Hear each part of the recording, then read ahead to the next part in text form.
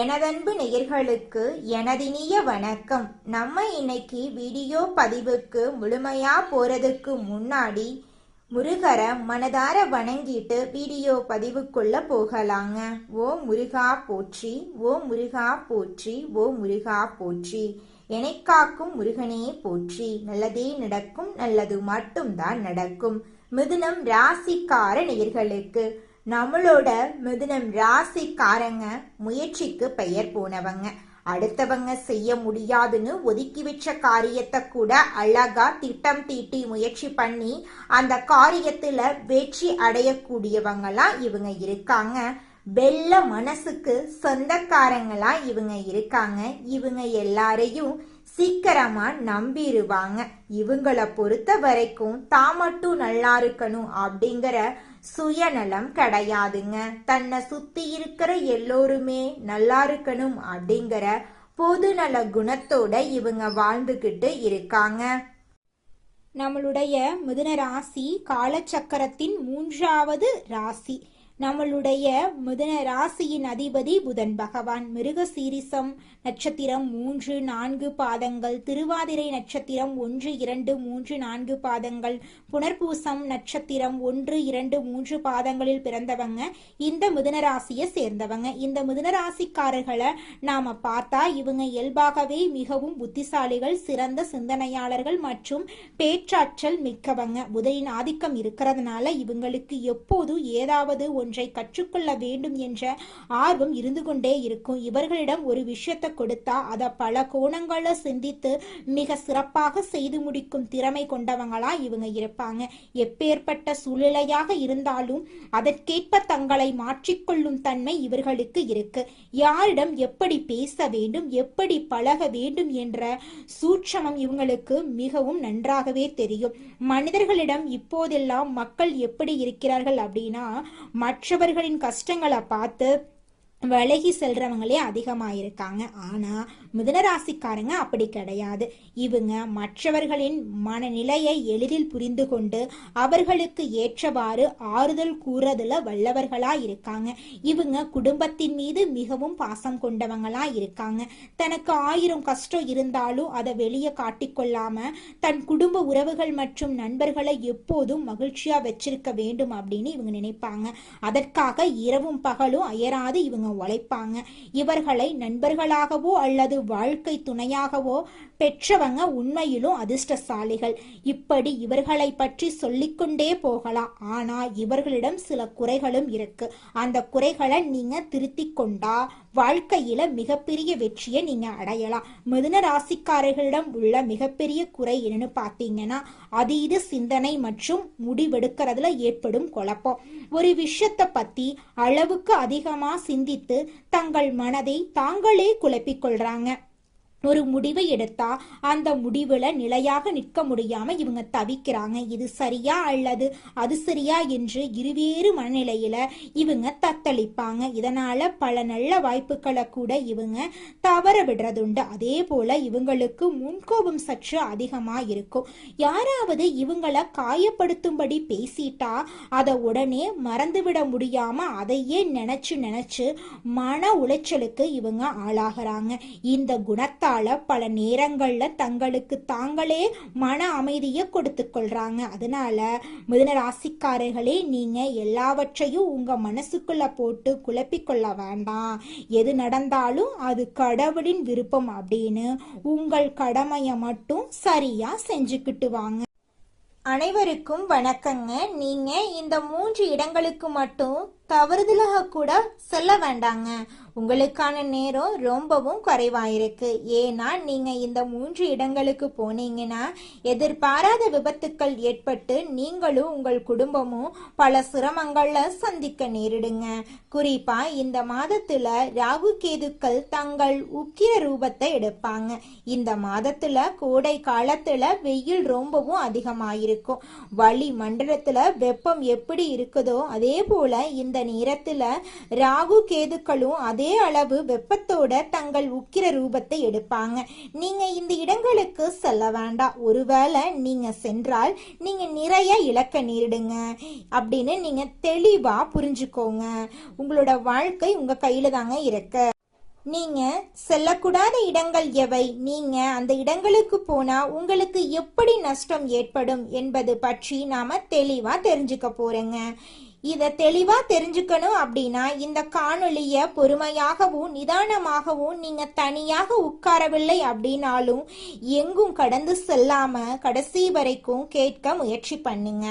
ஏன்னா சில விஷயங்களை என்ன இருக்கிறது இதில் என்று தள்ளிவிட்டு விடுவோம். மனிதர்களுக்கு என்னவென்றால் எதுவாக இருந்தாலும் எளிதாக நம்மிடம் வந்த எதையும் நம்ம சாதாரணமா பார்ப்போம். கஷ்டப்பட்டு பெற்றதற்கு மதிப்பு அதிகமா இருக்கும். ஆனா தெய்வ அனுகிரகம் எப்படி இருக்கும் அப்படின்னா, இந்த ராசிக்காரர்களுக்கு நீங்க செய்த புண்ணியம், நீங்க செய்த பூஜைகள், உங்கள் நல்ல குணம் ஆகியவற்றால தெய்வமே, அந்த பரமேஸ்வரனே இந்த பதிவை உங்க கண்ணில் படும்படி செஞ்சிருக்காரு. கடவுள் நமக்கு சில சமயங்கள்ல நம்மை தட்டி எழுப்புவது போல சில விஷயங்களை தெரிவிப்பாரு. அவற்றை நாம் புரிந்து கொண்டா நாம் அதிர்ஷ்டசாலிகள். அப்படி புரிஞ்சுக்கல அப்படின்னா நம்ம வாழ்க்கையில பிரச்சனை நடக்கிறதுக்கு வாய்ப்பு இருக்குதுங்க. புரிஞ்சு நடந்துக்கோங்க, உங்க வாழ்க்கையில நல்லது மட்டும் தாங்க நடக்கும். கடவுள் நமக்கு சில சமயங்கள்ல நம்மை தட்டி எழுப்புற மாதிரி சில விஷயங்களை தெரிவிப்பாரு. அவற்றை நாம புரிந்து கொண்டா நாம அதிர்ஷ்டசாலிகள். என்ன இருக்குது இதுல அப்படின்னு அலட்சியப்படுத்தியவர்கள் எத்தனையோ பேரு காலப்போக்குல மறைந்து விட்டனர். கண்ணிமைக்கும் நேரத்துல நமக்கு நல்லது நடக்கலாம், அதே போல நஷ்டங்களும் நடக்கலாம். அதனால அப்படிப்பட்ட தவறு உங்களுக்கு நடக்க கூடாதுங்க. அப்படிங்கிறதுக்காக நான் இந்த பதிவுல பல விஷயங்களை உங்களுக்கு சொல்ல போறேங்க. எல்லா நல்ல விஷயங்களை பத்தியும் நீங்க தெரிஞ்சுக்க போறீங்க. பரமேஸ்வரர் உங்களுக்கு பலவிதமான நன்மைகளை தரப்போறாருங்க. அதுல துளி கூட மாற்றமே கிடையாதுங்க. இப்ப நான் சொல்லக்கூடிய 3 இடங்களுக்கு மட்டும் நீங்க செல்ல வேண்டாங்க. அதே போல செல்ல வேண்டிய இடங்களையும் நான் இந்த பதிவுல சொல்றேங்க. அங்கு சென்றா இந்த மாதத்துல உங்களுக்கு நல்லா இருக்குங்க. அதே போல இந்த காணொளிய பாக்குறதுக்கு முன்னாடி ஓம் நமச்சிவாயா அப்படின்னு கருத்துக்கள்ல பதிவிடுங்க. தயவு செய்து இந்த பதிவுக்கு உங்களோட ஆதரவை தாருங்க. ஏன் அப்படின்னா நீங்க உங்க விருப்பத்தை தெரிவிப்பதன் மூலமா இது மேலும் சில உங்களுடைய நண்பர்களுக்கு சென்று அவர்களுக்கும் பயன்படுத்தி கொள்ளும் வாய்ப்பை ஏற்படுத்தி தருங்க. அதன் மூலமா அந்த பரமேஸ்வரன் உங்களுக்கு ஏதோ ஒரு ரூபத்துல நிச்சயமாக உதவி செய்வாருங்க. ஒருவரின் ஆதரவு 4 நபர்களுக்கு சென்றடைய உதவியா இருக்குங்க. அவர்களையும் அவர்களின் குடும்பத்தையும் நீங்க காப்பாற்றியவர்களாயிருவீங்க. அப்படிங்கறதால உங்களுடைய ஆதரவை தாருங்க. இனி தாமதிக்காம விஷயத்துக்குள்ள போலாங்க. உங்களுக்கு எவ்வளோ அவசரம் இருந்தாலும் சரிங்க, எவ்வளோ முக்கியமான வேலை இருந்தாலும் இந்த நாட்களில் மட்டும் நீங்கள் செல்ல வேண்டாங்க. அது எவ்வளவு நெருங்கிய நண்பர்கள் அழைச்சாலும் சரி, உங்களை கட்டாயப்படுத்தினாலும் சரி, நீங்கள் சென்றீங்கன்னா நீங்கள் உங்கள் கையாலேயே துன்பத்தை தேடிக்கொண்டது போல மாறிடுங்க. நீங்கள் அந்த இடத்துக்கு சென்றால் 10ஆம் வீட்டில் இருக்கக்கூடிய சனி பகவானின் தாக்கத்தாலும் ராகு கேதுக்களின் உக்கரத்தாலும் நீங்கள் எதிர்பாராத சிக்கல்களில் மாட்டிக்கிறீங்க. இது உங்களுக்கு தேவையில்லாத அவப்பேரையும் மன அழுத்தத்தையும் உருவாக்கிறோம். எல்லாவற்றையும் விட முக்கியமாக நீங்க அந்த இடங்களுக்கு சென்றா உங்க குலதெய்வத்தின் கோபத்துக்கு ஆளாயிருவீங்க. அதன் பிறகு நீங்க எவ்வளவு பரிகாரங்கள் செஞ்சாலும் உங்களுக்கு பலன் கிடைக்காம போயிருங்க. அவ்வளவு எதிர்மறை ஆற்றல் அங்கு உங்களுக்குள்ள நுழையும். இதுவரை பட்ட கஷ்டங்கள் போதாது அப்படின்னு இன்னும் அதிகமா கஷ்டப்பட விரும்பினா மட்டும் நீங்க அந்த இடங்களுக்கு செல்வீங்க. பலர் தெரியாம சென்று துன்பத்துல மாட்டிக்கிறாங்க. உங்களுக்கு முன்கூட்டியே இந்த எச்சரிக்கை விடுக்கப்பட்டிருக்கு. கடந்த சில காலங்களாகவே தொழில் மற்றும் குடும்பம் என்று 2 பக்கமும் நீங்க பலவிதமான மன போராட்டங்களை சந்திச்சுட்டு இருக்கீங்க. ஆனா இனிமேலு அந்த கஷ்டங்கள் தொடரக்கூடாது. அப்படிங்கறதுக்காக இதை நான் விரிவா சொல்றேங்க. அந்த இடங்கள்ல நீங்க செல்லக்கூடாத முதலிடம் என்னன்னு பாத்தீங்கன்னா, உங்களை சுத்தி எப்பொழுதும் எதிர்மறையாக பேசி கொண்டிருக்கும் நபர்களோட இருப்பிடங்க. அந்த இடங்களுக்கு நீங்க செல்லவே கூடாதுங்க. அவங்களோட வாழ்க்கை எப்போதுமே துயரமும் கண்ணீருமாவே இருக்கும். அவங்க எந்த கர்மாவை அனுபவிக்கிறாங்களோ தெரியல. ஆனா அவங்க எப்போதும் தங்க கஷ்டங்களை மட்டும் பற்றி பேசிக்கிட்டே இருப்பாங்க.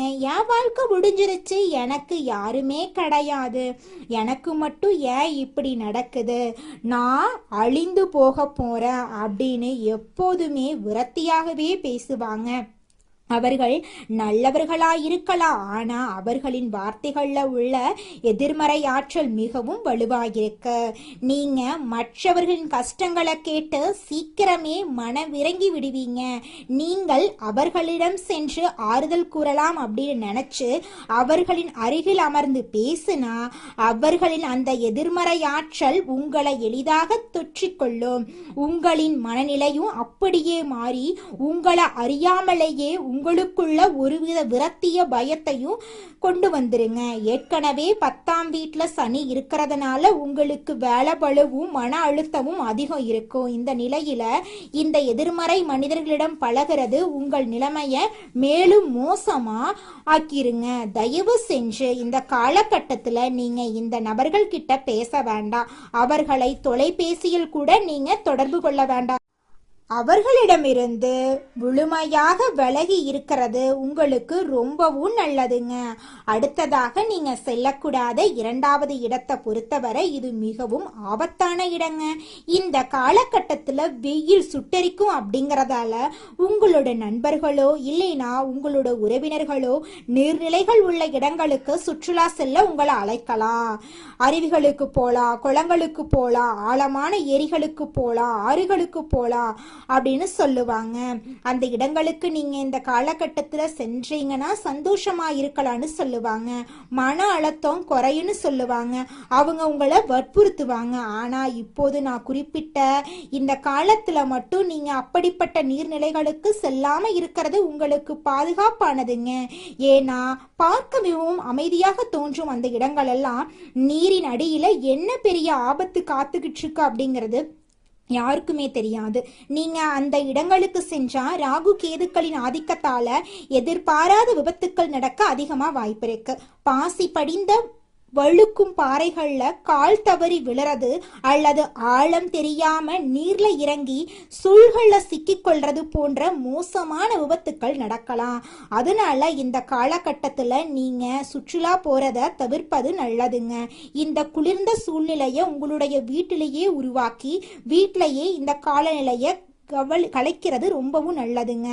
நீங்க உடலுக்கு நல்லது தரக்கூடிய இடத்துக்கு செல்வதாக நினைத்து இந்த காலகட்டத்துல நீங்க ஆபத்துல மாட்டிக்க வேண்டாங்க. உங்களுடைய உயிரை விட வேற எந்த வேடிக்கையும் சந்தோஷமும் பெரிதில்லை அப்படிங்கிறத நீங்க முழுமையா உணர்ந்து கொள்றது உங்களுக்கு ரொம்பவும் நல்லதுங்க. நீர்நிலைகள் உள்ள இடங்களுக்கு சுற்றுலா செல்றத முற்றிலும் தவிர்த்துருங்க. நீங்க செல்லக்கூடாத 3வது முக்கியமான இடம் என்னன்னு பார்த்தீங்கன்னா செய்வினை, மாந்திரீகம் போன்ற கெட்ட காரியங்கள் நடைபெறும் இடங்கள் மற்றும் உங்களை பார்த்து பொறாமப்படும் நபர்களின் வீடுகள். சிலர் தங்கள் சுயநலத்துக்காக மற்றவங்க கெட்டு போகணும் அப்படின்னு அடுத்தவர்கள் குடும்பம் நாசமாக வேண்டும் என்று தீய சக்திகளை வழிபடுவாங்க. அப்படிப்பட்ட எதிர்மறை அதிர்வலைகள் தரக்கூடிய இடங்களுக்கு நீங்க செல்லவே கூடாதுங்க. அதே போல நீங்க வாழ்க்கையில முன்னேறத உங்க வளர்ச்சியை பார்த்து உங்களுக்குள்ள வாழ்க்கையில பிரச்சனை ஏற்படுத்தக்கூடிய நிறைய பொறாமப்படக்கூடிய நபர்கள் இருக்காங்க. அவங்களுடைய வீட்டுக்கும் நீங்க போகக்கூடாதுங்க. நிச்சயமாக உங்க வாழ்க்கையில நல்லதுதாங்க நடக்கும்.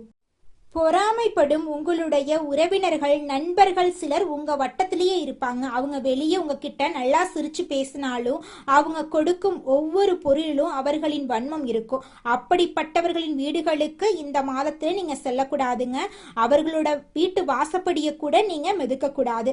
அவர்கள் கொடுக்கும் தண்ணீர், தேநீர், எந்த உணவையும் நீங்க வாங்கி சாப்பிட வேண்டாம். அவர்களின் பொறாம கலந்த பார்வையே உங்களுக்கு மிகப்பெரிய திருஷ்டியா மாறி உங்க வாழ்க்கையில பல தடைகளை ஏற்படுத்தும். நீங்க உண்ணும் உணவின் வழியாக அந்த கெட்ட சக்திகள் உங்களை எளிதாக பிடித்துக் கொள்ளும். இவற்றுடன் இரவு நேரங்கள்ல தனியாக வாகனங்கள்ல பயணம் செய்வத முக்கியமா 4 திசைகளை சந்திக்கும் சாலைகள்ல நீங்க இந்த மாதத்துல பயணம் செல்றத தவிர்ப்பது ரொம்பவும் நல்லதுங்க. அந்த நேரங்கள்ல தீய சக்திகளின் நடமாட்டம் அதிகமா இருக்கும் அப்படிங்கறதால உங்களுடைய வண்டி பழுதாகவோ விபத்துக்கள் ஏற்படவோ வாய்ப்புகள் இருக்கு. அதனால இரவு நேரத்துல பயணம் செய்யறத இந்த மாதத்துல தவிர்ப்பது ரொம்பவும் நல்லதுங்க. இந்த காலகட்டத்துல இந்த இடங்களுக்கு செல்வதை தவிர்ப்பது முற்றிலும் நல்லதுங்க. இப்போ நீங்க செல்ல வேண்டிய இடங்கள் என்னன்னு பார்த்தா, உங்களுக்கு அருகில் இருக்கக்கூடிய மிகவும் பழமையான சிவாலயங்களுக்கு செல்றது உங்கள் உயிருக்கும் உடலுக்கும் மிகவும் சிறந்ததுங்க. பழமையான கோவில்கள்ல எப்போதும் ஒருவித தெய்வீக அமைதியும் நல்ல குளிர்ச்சியும் நிறைந்திருக்கும். அங்கு சென்று சிவபெருமானுக்கு குளிர்ந்த நீரால அல்லது இளநீரால அபிஷேகம் செய்து முழு மனசோட வழிபாடு செய்யுங்க. இதனால 10ஆம் வீட்டுல இருக்கக்கூடிய சனியினால ஏற்படும் கெடுபலன்கள் குறைஞ்சு உங்கள் மனமும் குளிர்ச்சியடையும். உங்கள் வாழ்க்கையில் இருக்கக்கூடிய தடைகள் அனைத்தும் விலகி போயிடும். இந்த கோடை காலத்துல வீதியோரம் இருக்கும் ஏழை எளிய மக்களுக்கும் ஆதரவற்றவர்களுக்கும் குளிர்ந்த தண்ணீர், நீர்மோர் அல்லது பழங்களை தானமா கொடுங்க. முதியோர் இல்லங்களுக்கு சென்று அங்குள்ளவர்களுக்கு இனிப்புகளும் உணவும் வழங்குங்க. வெயிலில் தவிக்கும் வாயில்லா ஜீவன்களான பசுக்களுக்கும் பறவைகளுக்கும் தண்ணீர் மற்றும் உணவளியுங்க. இந்த தர்ம காரியங்களை செய்வதன் மூலமா உங்க வாழ்க்கையில் இருக்கக்கூடிய அனைத்து பிரச்சனைகளும் காணல் நீரா கலைஞ்சு போயிருங்க. முழு அருளும் சிவபெருமானின் ஆசீர்வாதமும் உங்களுக்கு பரிபூரணமா கிடைத்தே தீருங்க. நிச்சயம் உங்க வாழ்க்கையில மீண்டும் வசந்தம் வீசுங்க. உங்க துன்பங்கள் அனைத்தும் பனி போல விலகி போகும். இந்த பதிவு மிகவும் உங்களுக்கு பயனுள்ளதா இருக்கும் அப்படின்னு நான் மனதார நம்புறேங்க. இந்த காணொளி உங்களுக்கு பிடித்திருந்தா உங்கள் கருத்துக்களை தெரிவித்து உங்களை போன்ற மற்ற நண்பர்களுக்கும் இதை தவறாம பகிருங்க. மேலும் எங்களுடைய புதிய பதிவுகள் அனைத்தும் உங்களை உடனடியாக வந்தடைய வேணும் அப்படின்னு நினைச்சீங்கன்னா எங்களுடைய சேனலை சப்ஸ்கிரைப் பண்ணிக்கோங்க. உங்கள் வாழ்க்கையில் மேலும் நல்லதெல்லாம் நடக்க நீங்கள் செய்யக்கூடிய பரிகாரம் என பார்த்தீங்கன்னா, உங்க வீட்டுக்கு பக்கத்துல இருக்கக்கூடிய வயதான முதியவர்களுக்கு உங்களால் முடிந்த உதவிகளை செஞ்சுக்கிட்டு வாங்க. இந்த உதவியை செய்யறதன் மூலமா நீங்க செஞ்ச பாவங்கள் நிச்சயமா குறையுங்க.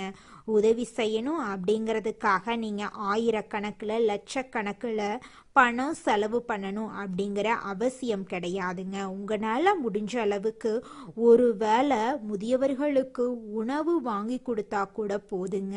இந்த உதவியை செய்யறதன் மூலமா உங்க வாழ்க்கையில நல்லது தாங்க நடக்கும், நல்லது மட்டும் தாங்க நடக்கும். நன்றி, வணக்கம்.